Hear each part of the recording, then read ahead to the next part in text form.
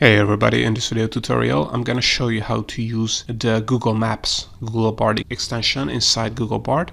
So you have probably heard that now Google Bard has extensions which are basically plugins in ChatGPT. And the great thing about extension is that they are absolutely free to use right now, and you get the best of Google applications inside Google Bard as extensions. So all you have to do is open up Google Bard, so bard.google.com, then click on the extension icon here on the top right, and then you're going to be able to use extensions like the Google Flights, Google Hotels, and Google Maps extension.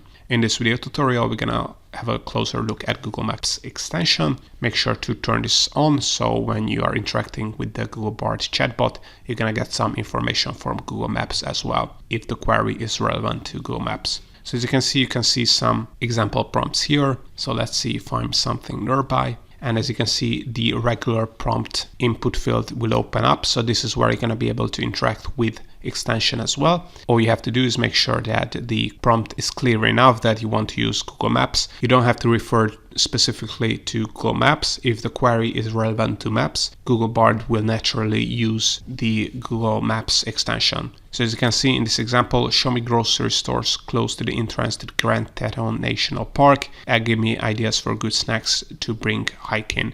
So as you can see, you can combine an extension prompt with your general prompt, and you can also combine multiple extensions. So you can also say, show me grocery stores close to the entrance to this national park, and also tell me which flight should I take if I'm from New York City. So let's see what Bard will come up with. So if you click on submit here, as you can see, Google Bard will be clever enough to know that it has to use the Google Maps and the Google Flights Bard extensions. So as you can see, both extensions are activated, and let's see what Google Bard will come up with. So as you can see, both extensions have been active. The Google Flights query was unsuccessful, but the Google Maps query was successful. So as you can see, it couldn't find any flights from New York City to Grand Teton National Park, but here are some grocery stores close to the entrance to Grand Teton National Park, and here are some Google Maps information about these grocery stores. So as you can see, Dornet's Moose, Banky Moose, Jenny Lake, and so on and so forth. And you also get a map representation of these grocery stores in this national park. And of course, the Google Flights extension would have also worked, but you just have to make sure that add that query that I don't want to fly to this national park directly, but the city that is most close to it.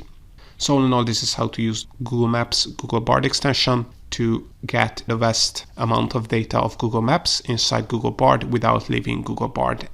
If you want to learn more about other Google Bard extensions, make sure to check out my YouTube channel, where I have a ton of tutorials on Google Bard and other AI tools like ChatGPT, Claude, and many more. And more are coming up, so make sure to subscribe.